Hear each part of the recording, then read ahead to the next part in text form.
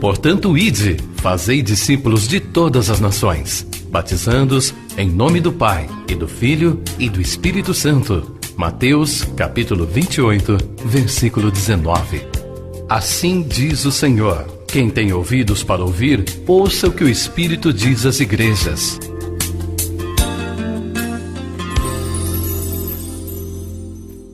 Deus, em nome de Jesus, muito obrigado, Senhor, por mais um dia de vida, um dia de trabalho, um dia de paz, dia de bênção, de vida, de saúde. Obrigado por tudo, ó Deus, por tudo que o Senhor nos deu até aqui nesse dia.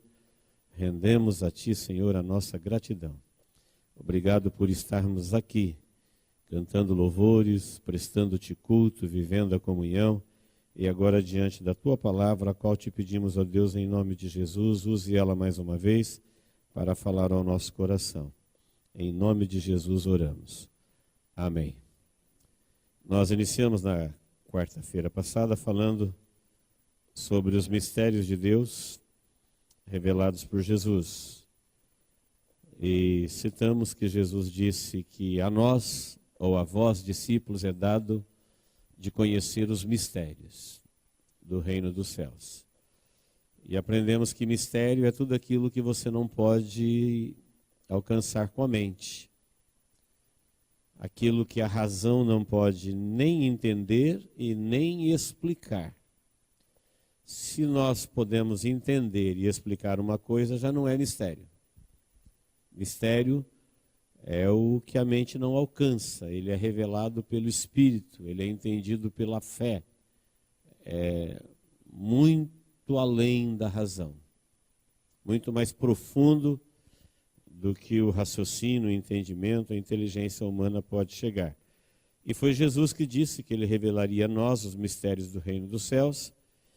E lemos também o texto que Mateus 13:35, onde ele disse que ele abriria sua boca em parábolas e publicaria coisas ocultas desde a criação.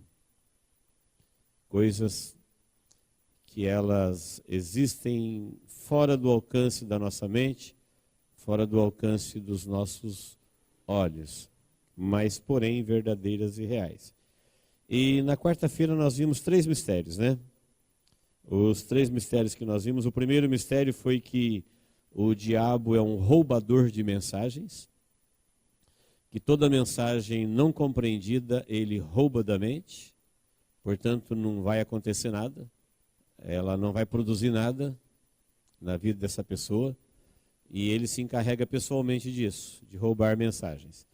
O segundo mistério que nós aprendemos é que o diabo também é o mentor do joio, ele que semeou o joio no meio do trigo. Então, no meio dos salvos existem os perdidos que mantêm a aparência de salvos. É o cristão de aparência. Jesus falou que isso é um mistério fora do alcance da mente humana. E os discípulos perguntou como? Ele falou, foi o diabo que fez isso. Criou esse projeto aí de vida para o ser humano. E o terceiro mistério que nós aprendemos foi o mistério do aborto do propósito de Deus para o homem. Então Deus tem um propósito dele para a vida humana, mas quando a fé não cresce como o grão de mostarda, a pessoa sofre um aborto espiritual. E aborto, embora a gente tenha conhecimento que aborto é morte, mas na verdade aborto não é morte. Aborto é dar à luz antes do tempo. Isso gera morte. Mas abortar não é matar. Abortar é dar à luz antes do tempo. É dar a vida antes do tempo. Isso é abortar. Resulta em morte.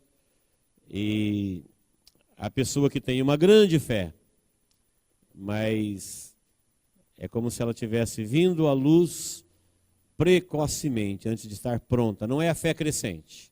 Aquela que começou pequena em Deus e cresceu como grão de mostarda e se estabeleceu. Então é uma forma do inimigo abortar o propósito de Deus na vida de alguém. Hoje, nós vamos ler o quarto mistério de Deus revelado em Mateus 13. Está na parábola do fermento. Mateus 13:33. Diz assim: Disse-lhe outra parábola: o reino dos céus é semelhante ao fermento que uma mulher tomou, escondeu em 3 medidas de farinha até ficar tudo levedado. Se nós tivéssemos que entender esse texto até onde a mente pode ir, nós ficaríamos nessa superficialidade. Fermento colocado na farinha, em 3 medidas, que uma mulher misturou. Farinha é alimento, fermento é uma coisa que vai levedar a farinha e vai contaminar tudo. Pronto. Agora, se perguntássemos, o que isso quer dizer, Senhor? Qual o mistério disso daí? Aí nós vamos entender pela própria Bíblia, respondendo à Bíblia, que a Bíblia diz que fermento na Bíblia representa o pecado. Nunca na Bíblia o fermento ele é citado como uma coisa boa. Alguns querem aproveitar o crescimento do fermento para dizer que crescimento é algo bom. Nem sempre. Inchaço é crescimento e não é algo bom. Trauma é alguma coisa grandiosa e não é boa. Mas na Bíblia, fermento é sempre símbolo do pecado, falsas doutrinas, de hipocrisia, nada bom. Nunca na Bíblia fermento é uma coisa boa. A mulher, sim, ela pode, dentro do contexto, representar Israel, dentro de uma visão boa, e pode, ao mesmo tempo, dentro do contexto, representar uma coisa ruim. Como a mulher aqui, ela está fazendo uma coisa ruim, usando fermento para contaminar o mantimento, ela simboliza também impureza, a malícia, a prostituição, a infidelidade. E o texto está dizendo, como acontece com toda heresia, ela se esconde. Veja que o fermento foi escondido na farinha. Não é um habilidoso confeiteiro ou uma cozinheira que está propositadamente usando o fermento na medida de fazer alguma coisa boa. Não. A mulher com o fermento, que simboliza pecado, está escondendo o fermento na farinha para que tudo seja levedado. 3 medidas. O texto está dizendo que a comida boa, ou seja, a palavra, a verdade, as coisas verdadeiras de Deus, reveladas como mantimento da vida para a humanidade, estão corrompidas. Tem gente que reluta em aceitar isso até hoje. Mas é uma verdade bíblica constatada em muitos textos, e aqui onde Jesus está revelando um mistério. Ele diz que as coisas boas de Deus, elas vão ser encontradas em meio às coisas corruptas. Elas não se contaminam. Assim como o trigo não deixa de ser trigo porque ele está no meio do joio. Ele continua sendo trigo, embora ele viva no meio do joio. E joio é joio e trigo é trigo. Só que a contaminação aqui, ela é ainda mais profunda, porque diz que a mulher colocou em 3 medidas até que tudo foi contaminado. Eu entendo que as 3 instituições mais importantes que nós temos hoje é a família, é a igreja e a sociedade. E temos que admitir que essas 3 instituições riquíssimas, talvez, não tenho certeza, representando aqui as 3 medidas da mulher, até que tudo seja levedado, eu acredito que quando família, igreja e sociedade está como alvo da corrupção, o que sobra? Tudo está contaminado. Talvez as 3 medidas seja sabiamente aplicada como essas instituições que foram atingidas pela corrupção. Então, por exemplo, a família. Se você olhar a família hoje, ela não é mais uma instituição confiável, sagrada. Você não pode falar as famílias da terra. Tem as exceções, mas a instituição família foi invadida. A instituição família foi corrompida. A instituição família, sem ela perceber que ela foi corrompida, se ela perguntasse por que a família é tão boa, a célula máter da sociedade, o princípio da humanidade, um projeto de Deus, como que a família virou o que virou? Aí Jesus disse, por causa do fermento, da corrupção. por causa da ação dos hereges, a mulher, o fermento, que escondeu isso no meio do mantimento. A igreja, quando se fala em igreja, religiosidade, nós tínhamos que dizer, não, aí não tem corrupção. É uma instituição corrompida também. Alguém pode me apontar uma que você diga, lá não tem corrupção?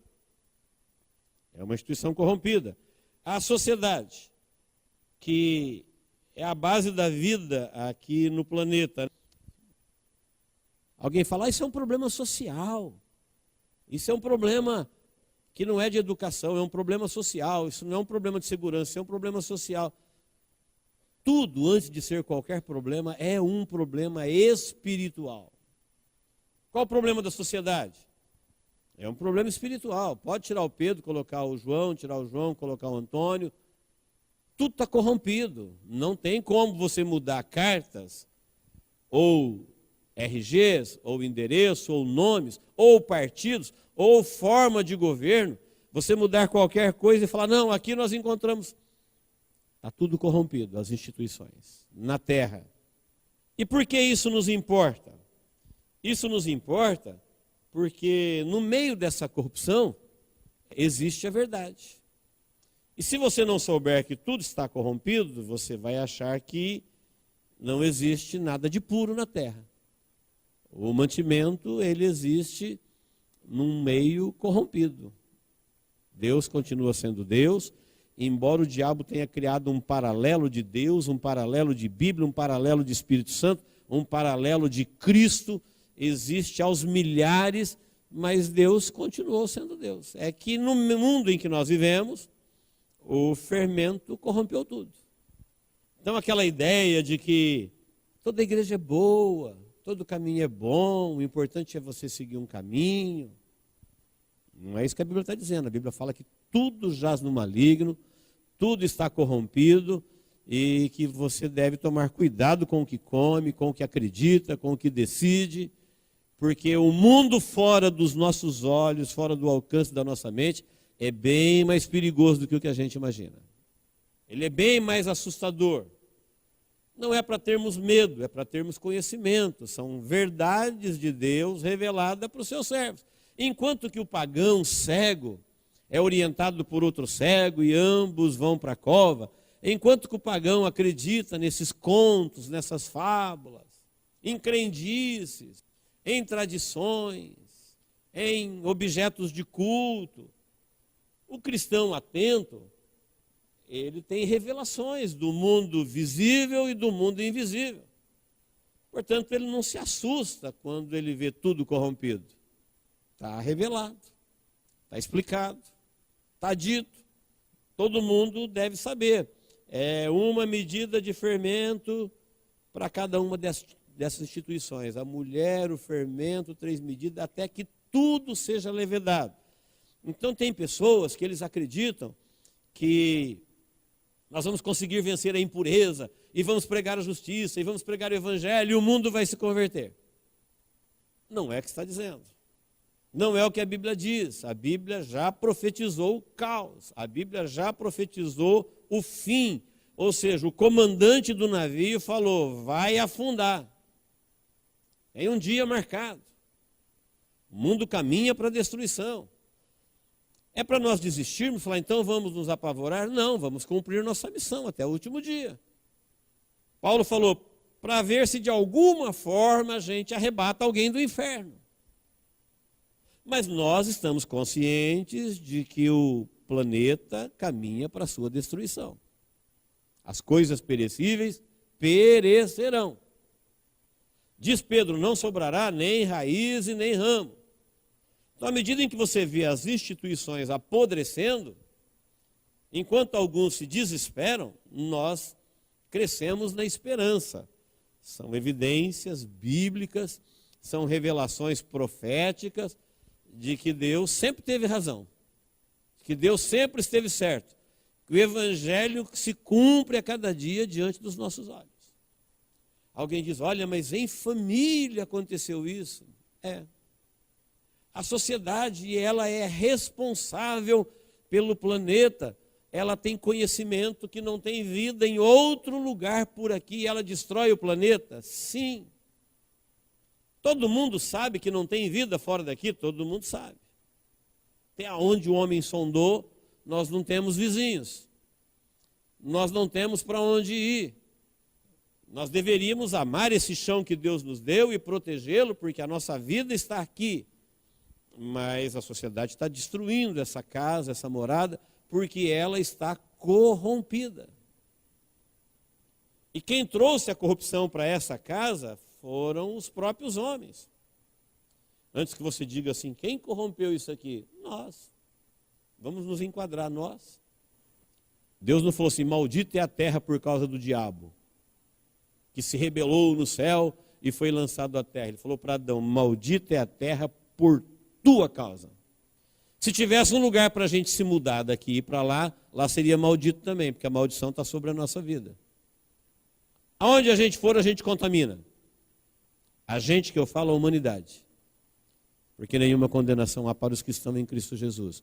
Então os homens ficam procurando um lugar para ir, se existisse, para onde eles forem, para onde eles conseguissem chegar, eles iam contaminar tudo. A maldição está neles, não está na terra. A terra geme aguardando a sua restauração quando o homem for restaurado. Mas ela também sofre. A criação geme aguardando o dia da sua restauração.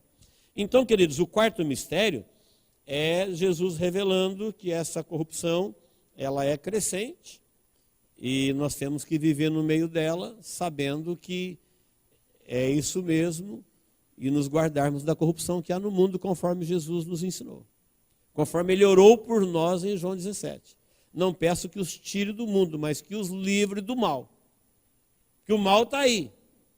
Não tem jeito, ele vai ficar aí até o tempo dele terminar. E nós vamos ficar aqui com ele. Vamos servir a Deus no reino dos céus. Mas quantas pessoas já não se entregaram porque entende que ele olha em volta e não vê saída? Família, instituição, igreja, sociedade. Quer dizer, isso aqui tudo já era, vamos... Não, não já era não. Existe uma verdade, existe uma luz, existe um Deus, um Cristo, um Espírito, um Evangelho iluminando quem está seguindo Jesus, o Salvador. Ele veio aqui no meio desse caos e falou para os homens assim, eu sou o caminho, me segue, quem me segue não andará em trevas. Eu sei de onde eu vim e sei para onde eu vou. Vocês não sabem, então me segue. Vem comigo. Pisa onde eu pisei, faça o que eu falei para fazer e vocês não ficarão perdidos aí no caos. Mas a corrupção, ela é generalizada, não tem nenhum lugar. Tanto é que em Apocalipse 3:20 não diz que Jesus está dentro da igreja, ele diz que ele está do lado de fora, diz que estou à porta e bato. Se alguém, veja que o apelo é ao indivíduo e não à instituição. Está dizendo, ó, igreja de Laodiceia, Jesus está do lado de fora. Seria bom que todo pastor soubesse disso. Olha, Jesus está do lado de fora da instituição. Não tenta colocar ele dentro, não, que ele está fora.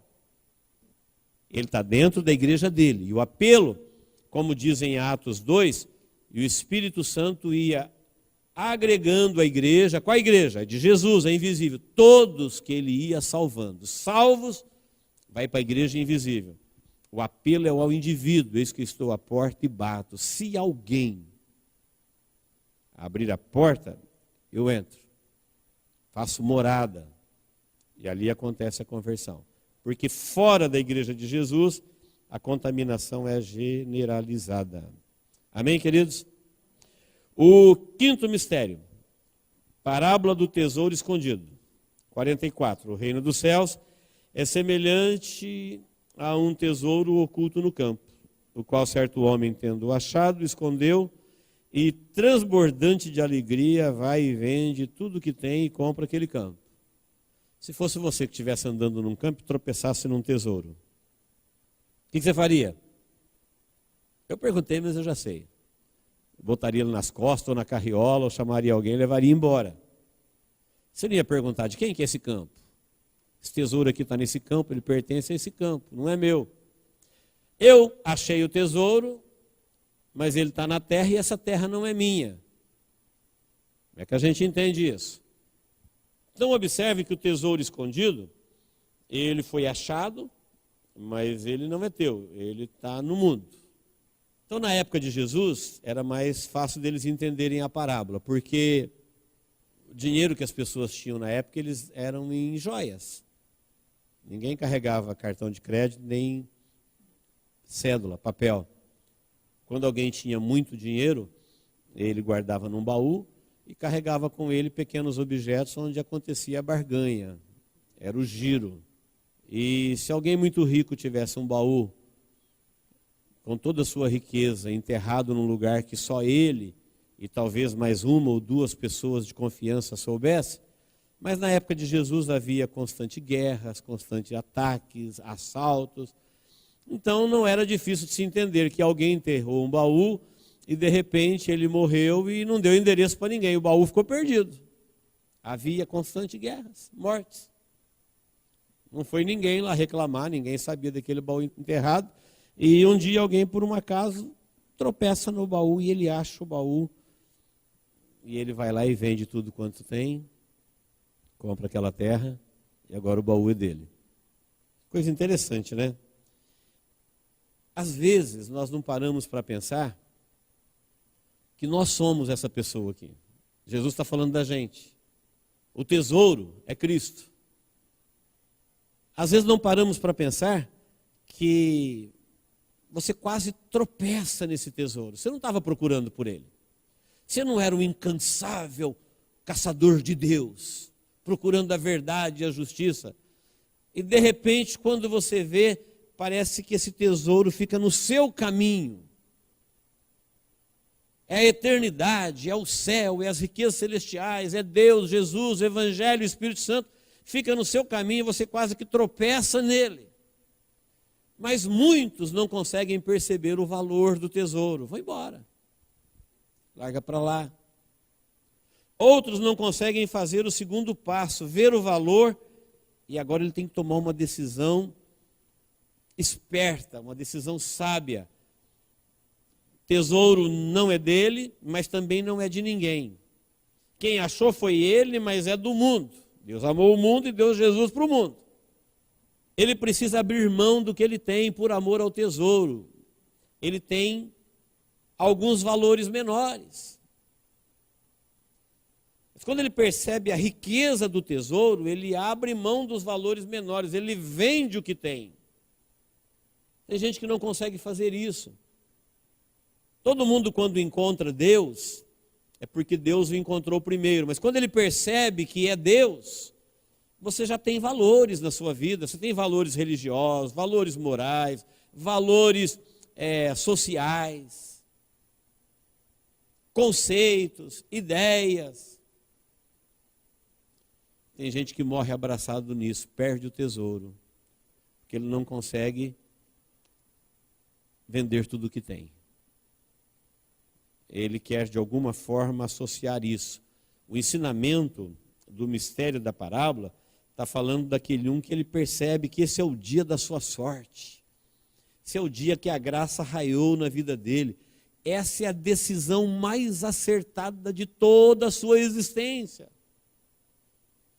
Que é o dia que ele deu uma tacada genial. Foi o dia que ele falou: entreguei minha vida a Cristo. Abri mão dos meus valores. O que eu tinha eu renunciei, como disse Paulo. Falou: o que eu tinha eu reputei como esterco. E Paulo tinha valores. Paulo era um doutor, ele tinha coisas de peso na vida dele que ele podia falar: não, isso aqui não veio de graça. Isso aqui é muito tempo de escola. Por aqui passaram grandes mestres. Aqui foi muita conquista, ele tinha muita honraria. Mas um dia, quando um sol brilha na frente dele, ele cai da sua cavalgadura e que ele entende que aquilo é Jesus, que até naquele momento ele não sabia que era Jesus, aquilo era um fenômeno. Quando ele pergunta o que é, ele falou: sou Jesus. A quem você está perseguindo? Aquele dia a graça raiou na vida dele. Eu não sei se você já se viu orando em lágrimas ou em profunda gratidão a Deus por ter encontrado esse tesouro. Por que você? E quanta gente tropeça nele e larga para lá e vai embora. Passou a oportunidade da vida dele. Um dia na eternidade, ele vai ser lembrado. Ele vai ser lembrado porque a era cristã, queridos, vê se os irmãos me entendem, a era cristã, que é desde o nascimento de Cristo até o último cristão que foi salvo por seu sangue, a era cristã, ela será eternamente lembrada no céu. Porque tudo que existe só existe porque Jesus conquistou com seu sangue. Então tudo que existe, que Deus resgatou aqui na terra, da humanidade, se alguém, zilhões de anos depois, perguntar quando que isso aconteceu, foi na era cristã. Nós estamos vivendo nessa era. E durante o tempo da nossa existência, em algum momento da nossa vida, caminhando nessa vida, não sei quantos anos você tinha, mas um dia você achou esse tesouro. Primeira coisa, a sorte, a graça, a decisão, a escolha é achar. Segundo, entender o valor dele e renunciar o resto. Muita gente não fez isso. Não creio que todo mundo saiu do Egito seguindo Moisés. Não creio que todo mundo saiu de Babilônia seguindo Esdra. Não creio que todos serão arrebatados, todos que Jesus salvou. Assim como Jesus curou e abençoou milhares de pessoas, mas depois que foram curados e abençoados, eles não seguiram Jesus. Viram os milagres, ouviram seus ensinamentos, tiveram experiência, mas Jesus, quando foi arrebatado, ele estava sendo seguido por mais ou menos 500 irmãos. Ele curou e abençoou uma multidão muito maior do que essa. Só na multiplicação dos pães tinha 5.000, fora mulheres e crianças, em um único milagre. E essas pessoas que viram o Deus humanizado operando, cadê eles? Não valorizaram. Os irmãos percebem o que está acontecendo fora dos nossos olhos? É quando você teve essa sorte de achar essa graça. Às vezes nós reclamamos da nossa sorte. Um salvo não pode reclamar da sua sorte. Por pior que seja a sua vida na terra, se ele é um salvo, o que pode dar errado para um salvo? Ele não pode reclamar da sua sorte. Um perdido não pode ficar feliz com a sua sorte, porque no fim ele será um perdido. E quando nós entendemos isso, haverá sempre um louvor em profundidade na nossa alma a Deus, porque nós achamos esse tesouro. Depois nós abrimos mão de valores menores para adquirir esse campo e tomar posse do tesouro. Amém, queridos? A mesma revelação é o sexto mistério. A diferença do caçador de pérolas, que é o 13:45, para o tesouro escondido, é que o homem do tesouro escondido encontra o tesouro por acaso. Já o caçador de pérolas, ele estava à procura. Não foi por acaso, não foi como aquele que achou um tesouro no caminho dele um dia. Caçador de pérolas, ele é alguém que diligentemente procurava por uma pérola de grande valor. Qual é a diferença de um mistério para o outro? O do tesouro escondido está dizendo para as pessoas que tiveram essa graça de encontrar com Jesus quando não estavam nem procurando. Talvez entre nós tenha muitas pessoas aqui que falam, olha, eu me converti e eu não estava nem pensando em procurando Deus, procurando um caminho. Já aconselhei muitas pessoas que me disseram isso. Falaram, não, de repente vieram me falar de Jesus, apareceu no meu caminho assim, ó. Já encontrei outros que disseram para mim assim, eu já bati em tal porta, eu já pratiquei tal religião, eu já paguei promessa, eu já me relacionei com guias, gente que estava procurando Deus, gente que estava atrás, é como um caçador de pérolas, até que na sua busca ele acha Jesus. O mesmo ensinamento, é que um não estava procurando, o outro estava. Todos nós que encontramos Jesus, se você não se encaixa num, você se encaixa no outro. Mas o fato é que da mesma forma que aquele que estava procurando, ele um dia acha uma grande pérola.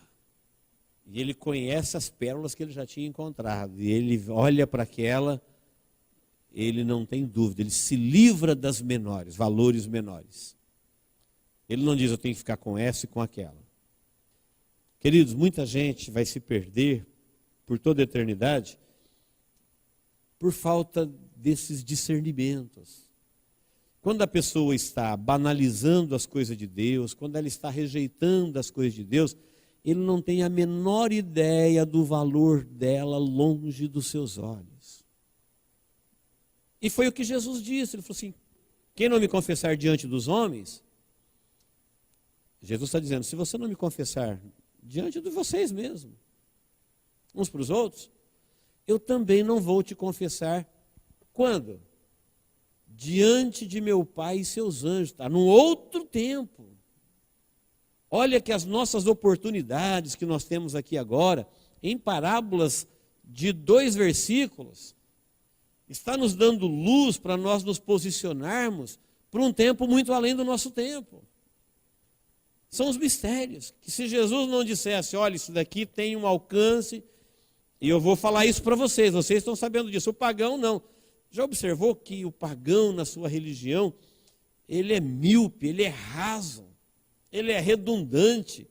Deus na vida dele fica desse tamanho, fica menor do que ele, tanto é que ele diminui Deus, ele adorna Deus, Deus dele é tão fraco que precisa de auxílio humano. É um Deus que você precisa ajudá-lo, convencê-lo. Tal é a cegueira.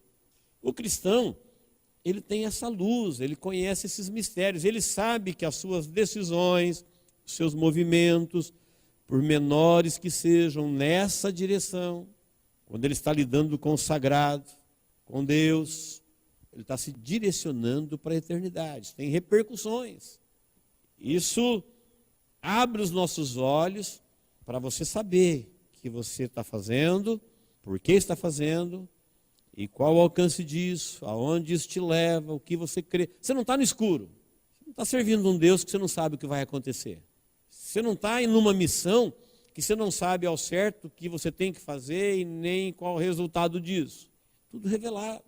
E a parábola do tesouro escondido e a parábola do caçador de pérolas está falando para 2 tipos de cristão. Porque o homem, desde a queda, o lugar de Deus ficou vazio no coração dele. Quando você vê as pessoas adorando de qualquer forma e se inclinando de qualquer jeito, na verdade é a sede que ele tem de Deus. Ele foi criado em Deus, não apenas por Deus, mas para viver em Deus. Uma vez que ele não vive em Deus, ele tem um buraco dentro dele, um vazio, é o lugar de Deus. E ele vai preencher isso de alguma forma, ou vai viver tentando. Para o cristão, que às vezes a gente fala assim, eu entrei na igreja, eu me converti, fulano me evangelizou, ele é o meu pai na fé, e... Não, queridos, a coisa é muito mais abrangente, muito maior do que tudo isso. Esses acontecimentos, eles foram planejados antes da criação do mundo.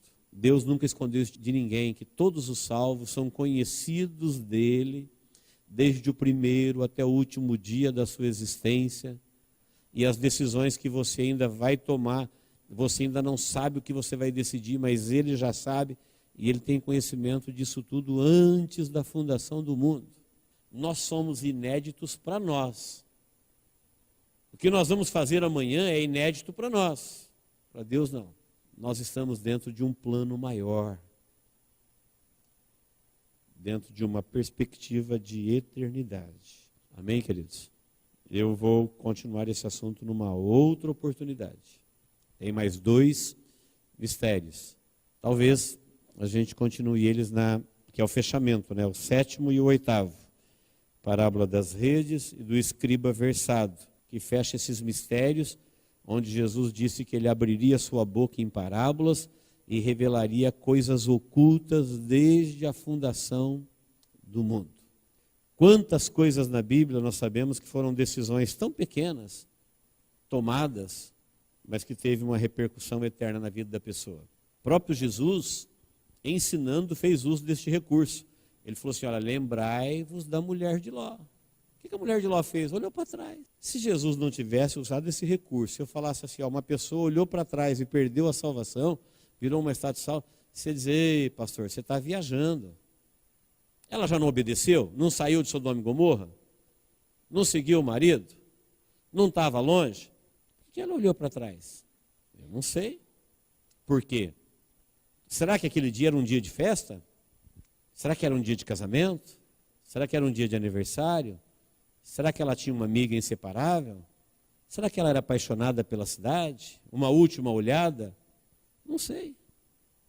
Eu sei que foi uma decisão muito simples, porém, que trouxe juízo imediato para a vida dela.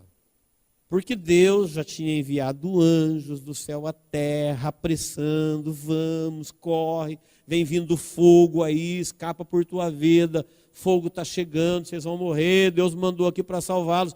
A ordem é não olhe para trás, escapa-te por tua vida está na tua mão, Deus já decidiu salvar ela, agora é com você. Será que aquela olhadela para trás, o que ela contemplou, compensou? Claro que não. Que besteira é essa? De olhar para trás e comprometer uma eternidade. Eu costumo dizer que a salvação e a perdição é uma linha tênue. Se você estiver na beira do abismo, igual estou aqui, se fosse um abismo, um passo é abismo, um passo para frente, um passo para trás é rocha. Um passo muda tudo.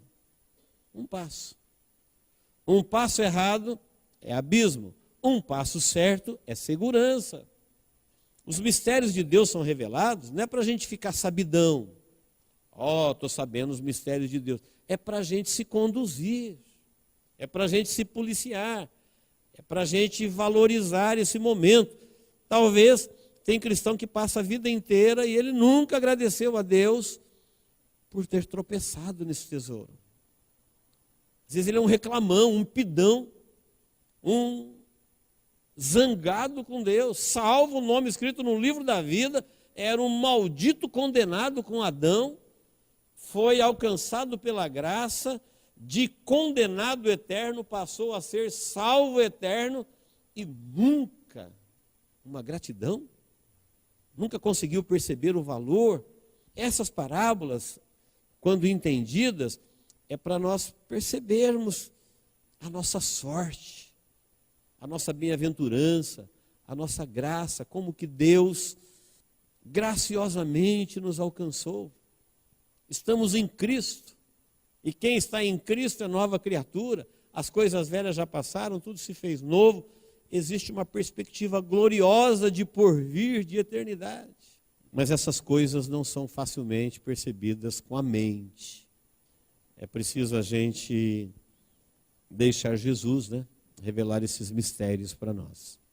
Mistérios revelados na sua palavra, que Jesus disse, a vós, não é a todos, a vós é dado de conhecer os mistérios do reino dos céus. Quem é vós? Os discípulos. Eu quero encerrar lembrando aqui a fala de Jesus, falando para o anjo falar para João no primeiro versículo do Apocalipse. Apocalipse é revelação de Jesus Cristo, que enviou seu anjo para falar com João, para escrever um livro, a revelação de Jesus aos seus servos. Olha o cuidado de Deus. Manda um anjo, fala com João e diz, escreve um livro. Isso daqui é a revelação de Deus, revelação de Jesus para os servos dele. O mundo todo vai entender? Não, o mundo não vai entender nada disso daqui. Não é para eles. Jesus já havia dito quando passou por essa terra que ele não falaria mais com o mundo. Falou, mais um pouquinho e o mundo não me verá. Vós me vereis. Vou para o Pai e volto para vós. Mas o mundo não me ouvirá mais. E realmente, depois da cruz, Jesus não falou mais com o mundo. Quem fala com o mundo somos nós. Nós estamos em missão de falar com o mundo. Deus fala conosco. Amém? Deus nos abençoe em Cristo Jesus. Vamos orar? Glória a Deus. Vamos falar com Deus, posicionados diante de Deus, em fé, em reverência. Deus, em nome de Jesus, nós nos colocamos diante de Ti agora. Depois de meditarmos na Sua palavra e recebermos ela para a nossa vida como Tua palavra, somos privilegiados, ó Deus. Somos iluminados pelo Teu Evangelho. Temos a luz da Tua revelação para nos conduzirmos nos caminhos da vida. E nós entendemos, ó Deus, o valor dessa luz, a grandeza dessa luz. Por isso, nos rendemos em adoração, em louvor, em gratidão a Ti por ter nos alcançado um dia. Muitos, ó Deus, nem lembram quando foi esse dia. E nem importa. O que importa, ó Deus, é que esse dia existiu na nossa vida. Um dia o Senhor nos alcançou. Enquanto estávamos vivendo a nossa vida sem esperança, sem promessa, sem Deus, o Senhor, de alguma forma, Deus, nos contemplou com essa graça insondável. Nós queremos reconhecer, ó Deus, como a melhor coisa que aconteceu na nossa vida. Não existe, ó Deus, uma outra coisa que possa ter nos acontecido melhor do que essa. Por isso nós Te louvamos e Te adoramos, ó Deus, porque o Senhor nos alcançou com a revelação de Jesus Cristo, o Salvador da humanidade.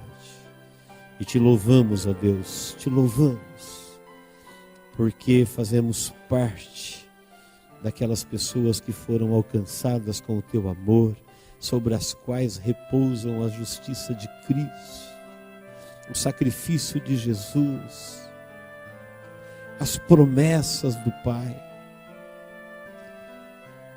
o glorioso porvir.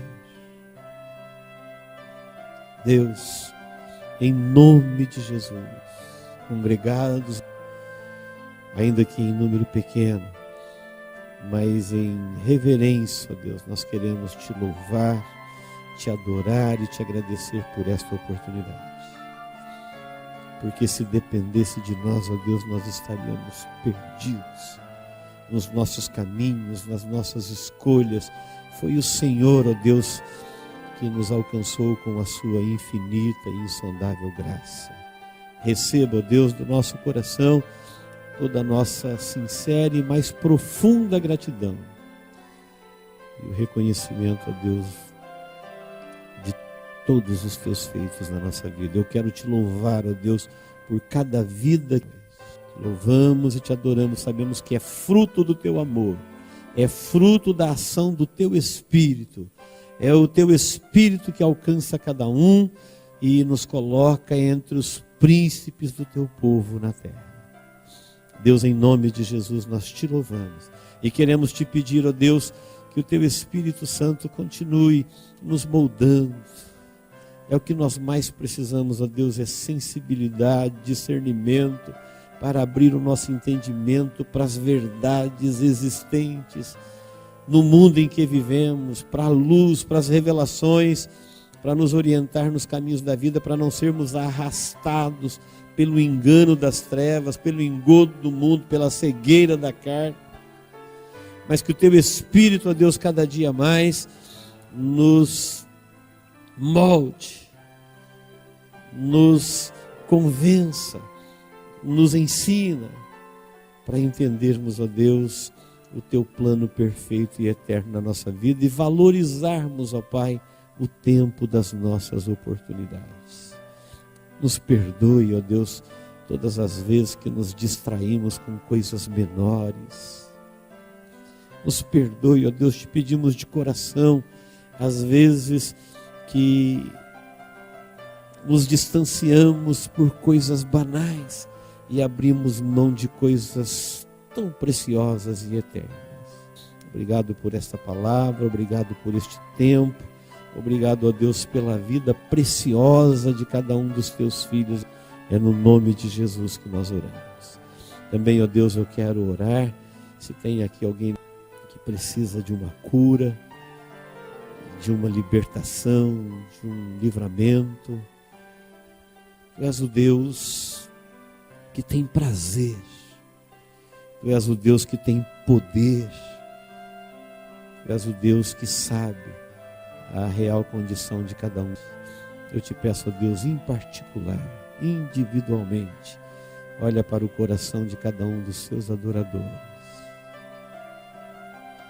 Sonda, Deus, a sua real necessidade. E permita, ó Deus, algo maravilhoso acontecer na vida dele hoje. Permita, ó Deus, que teu Espírito Santo, que incansavelmente trabalhe em prol da tua igreja na terra, possa trazer luz, libertação, alegria, felicidade, direcionamento, verdades para o teu povo que tem prazer em estar nos teus atos. É no nome de Jesus que nós oramos, ó Deus. E assim te pedimos em nome de Jesus.